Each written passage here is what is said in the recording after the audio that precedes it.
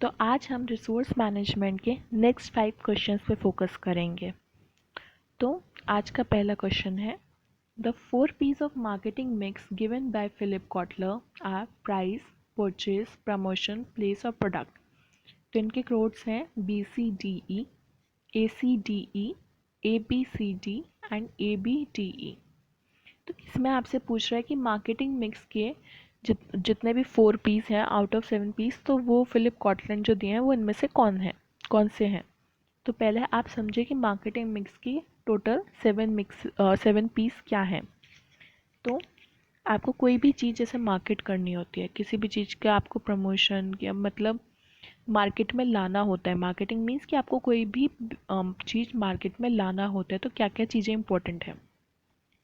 तो सबसे पहले तो पीपल होंगे, जो उस चीज़ को एम्प्लॉयज़ हो गए जो हमारे उस चीज़ पे काम करते हैं कि और उस प्रोडक्ट को डिज़ाइन करते हैं। तो ये सब आपका पीपल ही करते हैं, मतलब कि आपके एम्प्लॉयज़ ही करते हैं। सपोज़ कि हम एग्ज़ाम्पल ले लेते हैं, फॉर एग्ज़ाम्पल लाइक अगर हमें चिप्स जैसे मार्केट में आते हैं, ठीक है, तो चिप्स ऐसे ही तो नहीं आते होंगे ना। कुछ एम्प्लॉयज़ होंगे, R&D यूनिट में होंगे, रिसर्च एंड डेवलपमेंट यूनिट में, क्वालिटी डिपार्टमेंट में होंगे, और फिर उसके बाद उसको मार्केटिंग करने में हर जगह लोगों की ज़रूरत है। तो वो लोग क्या करते हैं, उस चीज़ को एनालाइज करते हैं। फिर प्रोडक्ट, यानी कि हमारा चिप्स का जो पैकेट है उसको डिज़ाइन किया कि उसका अंदर का चिप का शेप क्या होना चाहिए। जैसे बिंगो हो गया, उसका ट्रायंगल होना चाहिए। फिर पैकेजिंग का क्या क्या डिज़ाइन होना चाहिए। तो वो टेक्नोलॉजी कि कौन सी टेक्नोलॉजी को यूज़ करके जिससे वो ज़्यादा टाइम तक रहे मार्केट में और उसका शेल्फ लाइफ उतना रहे, तो वो सब हमारा प्रोडक्ट में आ जाता है। ठीक है, कि perceived utility, perceived convenience, perceived quality, packaging, accessories, warranties. यही कि मतलब पैकेट अच्छे से खुल जाए, फिर उसमें से चिप्स का जो है वो उसका शेप क्या होगा, फिर ठीक है उसका टेस्ट क्या आएगा। तो ये सब चीज़ें आपका प्रोडक्ट में आता है। फिर हमारा थर्ड पी है प्लेस, कि आप चिप्स की देखेंगे कहाँ ज़्यादा डिमांड है, जिन फैमिलीज़ में बच्चे हैं वहाँ पे ज़्यादा डिमांड है, कहाँ पे ऐसी फैमिलीज़ रह रही हैं जैसे गांव में है, वहाँ पे इतना चिप्स का नहीं रहता है क्योंकि वो लोग घर का खाना प्रेफर करते हैं। तो ये आप प्लेस देखते हैं, distribution channel, web based channel, peer to peer, multi channel. तो ये आपका थर्ड पी हो गया मार्केटिंग के लिए। फिर फोर्थ पी हो जाएगा आपका प्रमोशन, कि आपने उसमें क्या दिया। कि सपोज़ जैसे लेज़ में आया था 15% एक्स्ट्रा या 10% सपोज़ एक्स्ट्रा, तो वो आपका स्पेशल ऑफ़र हो गया। या फिर आपने वो डाल दिया कि 15 रुपीज़ में 2 चिप्स के पैकेट, ऐसे करके एडवर्टीज़मेंट किया, प्रमोशन किया, बैनर लगाए, डायरेक्ट मार्केटिंग किया, कंपटीशन, जॉइंट वेंचर्स। तो ऐसे करके प्रमोशन भी हमारा मार्केट मतलब मार्केट में लाने का एक पी का काम करता है।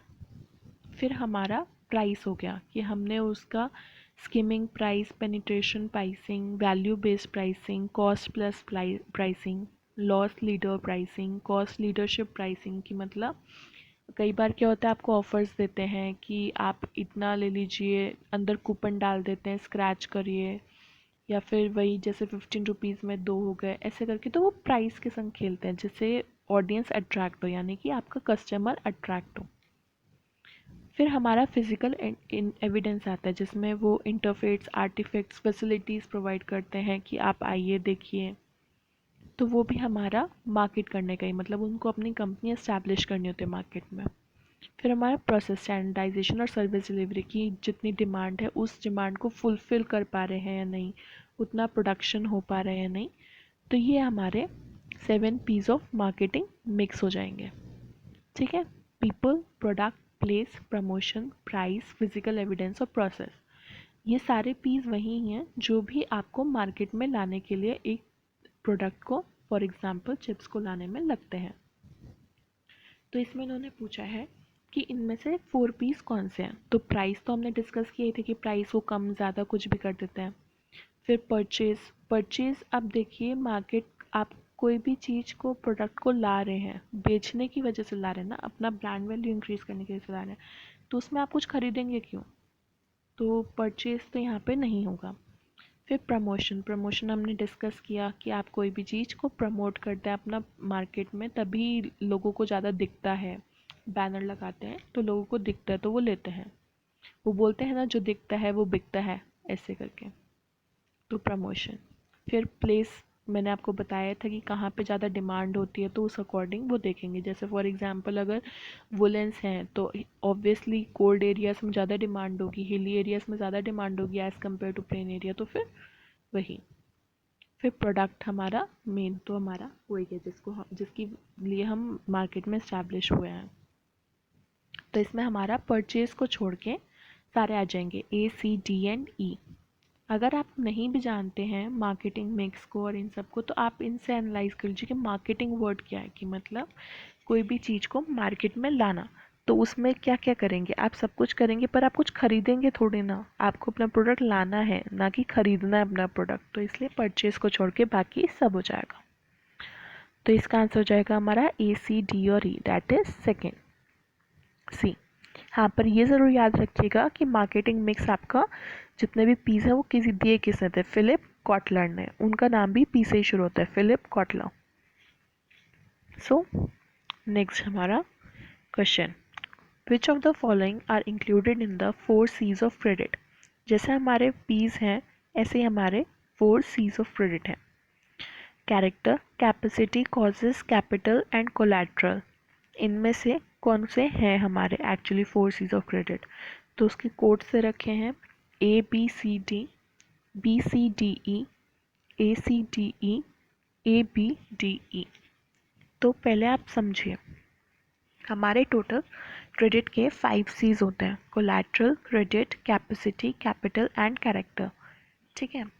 तो अब हमारा कोलैटरल क्या होता है। कोलैटरल होता है कि आप जैसे सपोज कोई शॉप ले रहे हैं, ठीक है, तो उसके लिए आप प्रॉपर्टी देखेंगे पहले कि लोकेशन क्या है, प्राइम लोकेशन है, मार्केट की एकदम बीच में है या आउटस्कर्ट्स में है, और क्या कितना मतलब आपका कस्टमर अट्रैक्ट होगा, तो वो सब आपका कोलैटरल में आता है।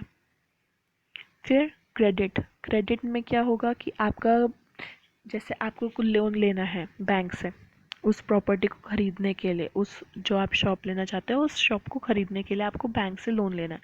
तो बैंक क्या करता है, सबसे पहले आपका देखता है अकाउंट में क्या बैलेंस है, क्या हिस्ट्री रही है, कि मतलब कभी ऐसा तो नहीं कि एकदम से आपको अभी शॉप लेना तो इसी मंथ में कैश इनफ्लो हुआ हो, एकदम से कैश इसी महीने में ज़्यादा हो, उससे पहले उतना कैश ना हो। तो ये सब इशू, रिस्क, एक्सप्लेनेशन, ये सब आपका क्रेडिट में आते हैं। फिर कैपेसिटी, कि मतलब आप वापस उस जो लोन आपने बैंक से उठाया है वो आप वापस रीपे उनको कर पाएंगे या नहीं, जो आपके डेब्ट्स पड़ेंगे, जो जितना भी आपका जो जैसे कहाँ से आप कुछ ना कुछ तो सिक्योर अमाउंट रखेंगे ना, कुछ ना कुछ ऐसा सिक्योरिटी रखेंगे। अगर आप जॉब के बेसिस की वजह से, मंथली सैलरी की वजह से आप लोन उठा रहे हैं, तो आपका जॉब कितना स्टेबल है, ऐसा तो नहीं है कि आज है जॉब कल नहीं है। तो ये सब आपका कैपेसिटी में आता है कि मतलब आप कितना, आप में वो कैपेसिटी है या नहीं उस लोन को रीपे करने की।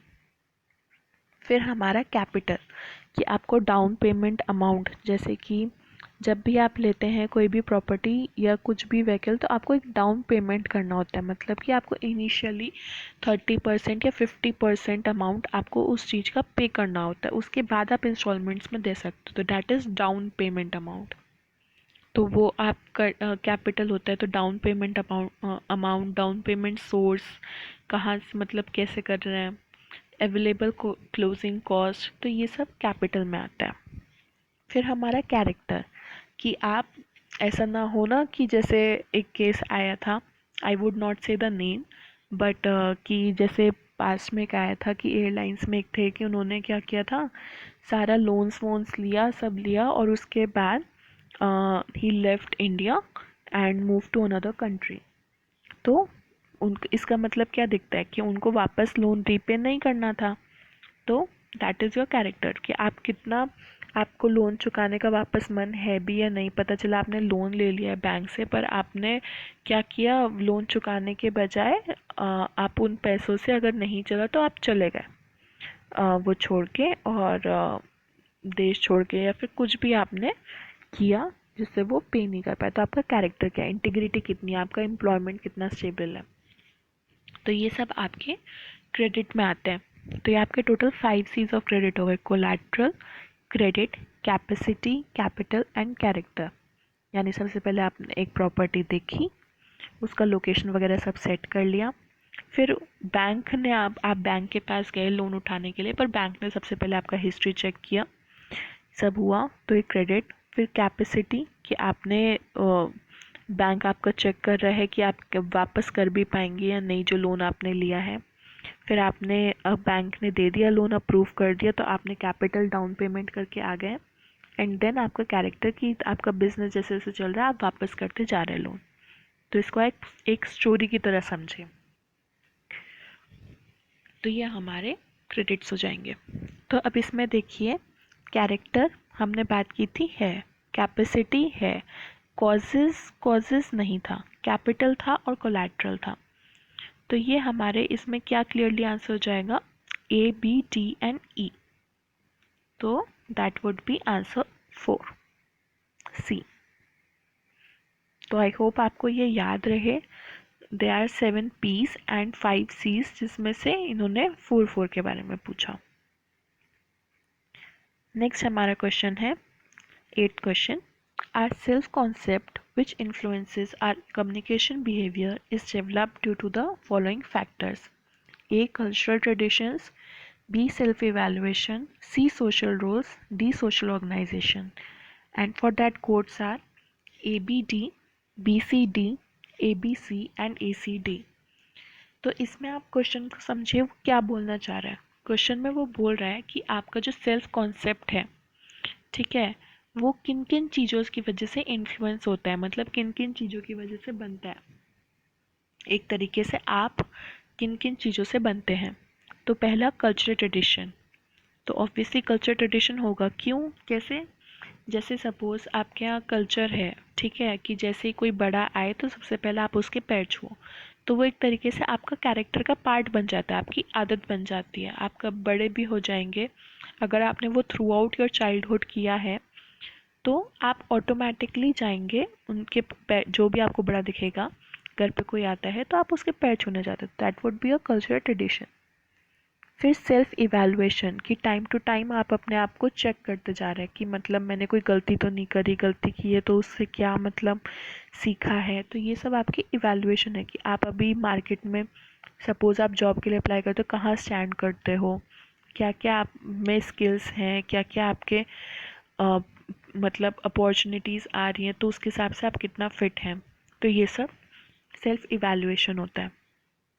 फिर हमारे सोशल रोल्स यानी कि जैसे कि अगर आप सपोज़ फॉर एग्ज़ाम्पल अगर हम देख लें फीमेल हैं, तो कि आपको बचपन से अगर आपके घर में ये बोला जाता है कि आपका भाई और आप दोनों सेम काम कर सकते हो, शाम को जल्दी मतलब टाइम से घर में एंटर हो जाना है, तो ये सब चीज़ें आपकी आइडेंटिटी फॉर्म कर देती हैं। कि मतलब अगर आपको बचपन से सिखाया जाए कि आप और आपका भाई सेम है और दोनों की सेम जिम्मेदारी है, ऐसा कुछ नहीं है कि आपका भाई किचन में काम नहीं करेगा और आपको किचन में ही करना है, तो आपको बड़े जाके एक तरीके की पर्सनालिटी फॉर्म हो जाती है कि जब अगर आपको कोई और दिखेगा तो आप उसको एकदम कॉन्फिडेंट होकर बोल पाते, तो that is your part of you. तो ये आपका सोशल रोल हो गया। फिर हमारा सोशल ऑर्गेनाइजेशन जैसे कि आप कहीं किसी, एकदम सिंपलेस्ट एग्जांपल लेंगे जैसे कि कम्युनिटी वर्क होता है। आपने कोई सपोज़ हर किसी क्या मतलब जितने भी कम्युनिटी सेंटर होते हैं या फिर सपोज़ मंदिर ही हो गया, तो उनकी तरफ से जो भी का इवेंट ऑर्गेनाइज हुआ या कुछ भी फंक्शन हुआ, तो उधर आपका क्या रोल था। तो ये चीज़ तो नहीं इन्फ्लुएंस करेगी, इवेंट्स तो आते जाते रहते हैं, वो आपको थोड़ा ना इन्फ्लुएंस करेंगे। तो इनमें सबसे ज़्यादा इन्फ्लुएंस क्या करेगा, आपकी कल्चर ट्रेडिशन, आपका इवैल्यूएशन टाइम टू टाइम, यानी कि आप अपने आप को जज कर रहे हैं एंड इवैल्यूएट कर रहे हैं, एनालाइज कर रहे हैं। फिर आपके सोशल रोल्स कि आप क्या काम कर रहे हैं, आप कैसे रहते हैं, तो ये सब आपके सोशल रोल्स होगा। तो इसका आंसर हो जाएगा A B and C, third C. Next हमारा क्वेश्चन है 9th question, that which of the following are time related PLA methods? A. Historical transect, B. Venn diagrams, C matrix ranking, D seasonal diagram, last one is trend analysis. और इसके लिए codes हैं A B and C, B C and D, C D and E, and last one is A D and E. तो सबसे पहले PLA method होता क्या है? तो PLA मेथड होता है पार्टिसिपेटरी लर्निंग एंड एक्शन। ठीक है, ये इसका फुल फॉर्म होता है। इसमें क्या होता है कि ये आपका टोटल एक जैसे हमारा जितने भी एटीट्यूड रहता है, जो भी हमारा बिहेवियर रहता है, रिलेशनशिप रहता है, तो उससे आपका मतलब क्या एनालिसिस होता है। सी, अब क्या होता है, ये जो पार्टिसिपेटरी लर्निंग एंड एक्शन होता है, ठीक है, ये क्या करता है, लोगों को एनालाइज करने में, कुछ भी चीज़, आपको कोई भी चीज़ एनालाइज करनी है या कुछ भी ट्रेंड देखना है, तो वो चीज़ आपका डिवाइड हो जाता है। तो ये डिफरेंस होता है space related PLA methods, time related and PLA relation method. तो अब स्पेस रिलेटेड PLA मेथड्स में क्या क्या इंक्लूड होता है कि आप जैसे सोशल मैप हो गया, ठीक है, अपॉर्चुनिटी मैप हो गया, ट्रांजेक्ट हो गया, पार्टिसिपेटरी सेंसस मेथड हो गया, मॉडलिंग मैप हो गया, रिसोर्स मैप हो गया। तो इसमें क्या देखते हैं आप, कोई भी जैसे हम किसी भी चीज़ का एक आउटलाइन बनाते हैं। सपोज़ हमने आपको from point A two point B जाना है, तो आपने एक स्पेस रिलेटेड PLA मेथड हो गया कि आपने उस जगह का मैप बना दिया कि सपोज़ यहाँ से ये टर्न लेना, ये टर्न लेना, तब जाके आप पॉइंट B तक पहुँचोगे, और यहाँ पे क्या क्या चीज़ें अवेलेबल हैं। तो ये सब चीज़ें भी आपकी स्पेस रिलेटेड PLA मेथड में आता है। फिर टाइम रिलेटेड PLA मेथड में क्या होता है, आप कोई भी analysis with respect to time करें, तो वो आपको PLA मेथड में आ गया। जैसे टाइमलाइन, ट्रेंड एनालिसिस। ट्रेंड क्या होता है, हमेशा टाइम के साथ होता है कि 80s में क्या चलता था, 90s में क्या चलता है, 20th सेंचुरी में क्या चलता है, 21st सेंचुरी में, ऐसे करके। या फिर for over a short period of time की मतलब सीजनल देख लिया, सीजनल डायग्राम की, सपोज ऑटम में क्या, हम फॉर एग्जांपल कपड़े ही ले लेते हैं, ठीक है, एग्जांपल, शॉपिंग हर कोई करता है। तो कि ट्रेंड एनालिसिस में क्या हो जाएगा कि आपका अच्छा, अब ये वाले चल रहे हैं, ओपन कॉलर चल रहे हैं, किसी के कॉलर लेस चल रहे हैं, तो ये सब चीज़ें आपकी ट्रेंड के अकॉर्डिंग चलता है। फिर हिस्टोरिकल ट्रांजेक्ट कि पहले क्या होता था, पहले कैसे कपड़े बनते थे, अब कैसे कपड़े बनते हैं, तो ये सब आपका हिस्टोरिकल ट्रांजेक्ट में होता है। पहले जैसे जीन्स का था ही नहीं, पैंट का कंसेप्ट था, फिर वो धीरे धीरे आपका जीन्स का कंसेप्ट आ गया, अब तो बहुत सारी चीज़ें अवेलेबल हैं। तो ये सब आपके हिस्टोरिकल ट्रांजेक्ट में आ गए।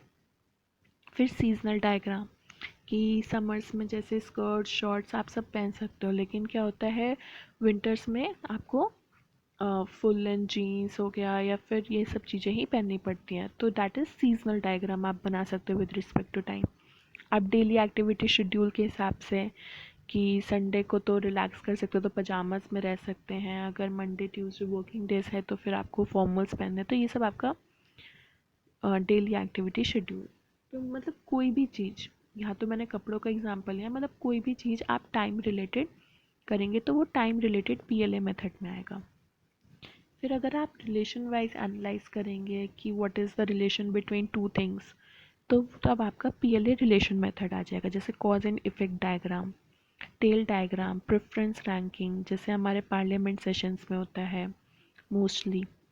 फिर impact diagram, network diagram, process map, Venn diagram, spider diagram, body mapping, ये सब आपके PLA रिलेशन मेथड में आ गया।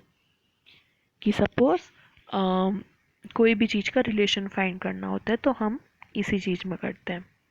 बहुत सारे लोग अपने जितने भी ब्लड लाइंस होते हैं उनको भी कई बार ये लोग रिलेशन मेथड में एनालाइज खुद से करने लग जाते हैं।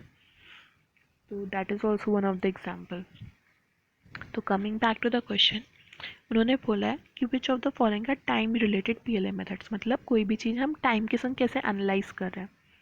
तो हिस्टोरिकल ट्रांजेक्ट हो जाएगा क्योंकि हम एक एरा को कंपेयर कर रहे हैं, ठीक है, एरा वाइज कंपेयर कर रहे हैं, ईयर डेकेड वाइज कंपेयर कर रहे हैं, तो हिस्टोरिकल ट्रांजेक्ट हो गया। फिर when and diagram, when and diagram में कहीं से भी आपका टाइम इंक्लूड नहीं होता क्योंकि वेन एंड डायग्राम क्या होता है आपका, सॉरी, रिलेशन जैसे हो गया वो मेंटेन करता है। फिर मैट्रिक्स रैंकिंग, मैट्रिक्स में भी आपको कहीं से टाइम के संग नहीं होता है, वो तो आपका वो हो गया कि आपने जैसे रिलेशन फाइंड करना होता है तो मैट्रिक्स इंक्लूड होती है। तो ये सब आपके, ये दोनों वेन डायग्राम मैट्रिक्स रहेंगे आपके रिलेशन बेस्ड में आएंगे। फिर सीजनल डायग्राम, वो हम सीजन्स की वाइज कंटिन्यू कर रहे हैं, टाइम हो गया सीज़न तो हमारा होगा। फिर ट्रेंड एनालिसिस, वो भी हमारा टाइम के संग चलता है, तो इसका आंसर होगा historical transect, seasonal diagram, trend analysis, that is A D and E. Answer 4। फिर नेक्स्ट क्वेश्चन हमारा असर्शन और रीज़न टाइप। तो ये मैंने आपको जैसे पहले भी वीडियोस में बताए हैं कि जो इन टाइप के क्वेश्चंस होते हैं उसमें आपको सिर्फ उतना नॉलेज लगाना है जितना आपको क्वेश्चन समझने में लगाना है, उसके आगे सिर्फ आपको लॉजिक लगाना है। आप सिर्फ उतना ही दिमाग लगाइए, नॉलेज की बस यहाँ पे इतनी ज़रूरत है जहाँ पे आपको असर्शन और रीज़न का स्टेटमेंट समझना हो, बस। बाकी उसके बाद लॉजिक लगाने की, अच्छा ये रीज़न है, ये इसके में फिट होता है या नहीं होता है। तो जैसे इन्होंने असर्शन दिया है, the system is a set of interdependent sub systems that constitute a united whole. तो इसमें असर्शन क्या दिया उसने कि अगर सपोज हमारे जो भी एक बड़ा सा सिस्टम है, आप सिस्टम कुछ नहीं होता, सिस्टम मतलब कि कोई भी टास्क ले लीजिए तो उसको सिस्टम बोल दीजिए। तो कोई भी सिस्टम है वो डिफरेंट डिफरेंट इंटरडिपेंडेंट सब सिस्टम से मिलके एक बड़ा सिस्टम बनता है। तो ऑब्वियसली ये बात सही है, जैसे कि आप कोई भी सपोज़ बिरयानी बना रहे हैं तो बिरयानी आपके छोटे छोटे छोटे डिफरेंट इंग्रेडिएंट्स से मिलके ही तो बनते हैं ना, उसमें तो सारी चीज़ें जाती हैं, मसाले हो गए, सब्जियां हो गई, राइस हो गया, ठीक है। तो ये सब आपका डिफरेंट सपोज सब सिस्टम कंसिडर कर ले तो डिफरेंट इंग्रेडिएंट्स मिलाएंगे तो जाके बिरयानी बनेगा ना, तो दैट इज़ योर सिस्टम। फिर उन्होंने उसका रीज़न दिया है, the management of a family depends upon the components of the environments of these sub systems. इसमें रीज़न में क्या बोल रहा है कि आपका जो भी मैनेजमेंट है, किसी भी फैमिली का जो मैनेजमेंट है वो डिपेंड करता है component of the environment of these sub systems. तो इसमें यहाँ पे आप देखेंगे कि वो फैमिली को एक बड़ा सिस्टम बोल रहा है और जो छोटे छोटे कंपोनेंट्स ऑफ एनवायरनमेंट है इनको सब सिस्टम्स की तरह एक्ट कर रहा है। तो इसका आंसर सही होगा, रीज़न भी सही है। क्यों? कैसे? The management of a family depends upon the components of the environment of the सब सिस्टम्स, मतलब कि आपका फैमिली का जो भी मैनेजमेंट है वो डिफरेंट डिफरेंट जो कंपोनेंट होते हैं एनवायरनमेंट की, मतलब फाइनेंशियल स्टेबिलिटी कितना है, इमोशनल स्टेबिलिटी कितना है, एंड देन आपका कितना इन्वॉल्वमेंट है, तो ये सब छोटे छोटे सब सिस्टम मिल के ही आपकी एक फैमिली मैनेज होती है। तो इसका आंसर एकदम सही है। तो इसका असर्शन में भी यही बोला था और उन्होंने उसका रीज़न भी दिया कि जैसे ये, तो इसमें हो जाएगा both A and R correct, C. तो अगर आपको आज का हमारा वीडियो अच्छा लगा हो तो आप प्लीज़ लाइक करिए वीडियो, और अगर आपको इन सब में से कोई भी प्रॉब्लम है या कोई भी आपको क्वेरी है या आपको कुछ भी वीडियो अच्छी लगे वो बोलना हो तो आप प्लीज़ कमेंट बॉक्स में लिख सकते हैं, या फिर आप हमारे संग टेलीग्राम पे भी जुड़ सकते हैं। वहाँ पे हम इन वीडियोस के पीडीएफ प्रोवाइड करते हैं, all the material, and also that is also a discussion group. तो उस पर टाइम टू टाइम डिस्कशंस होते रहते हैं। And if you want to write it on mail, then you can write it on examination.catalyst@gmail.com. And this is for the today's video. Thank you, and please, if you like, share and comment and subscribe the channel. Thank you.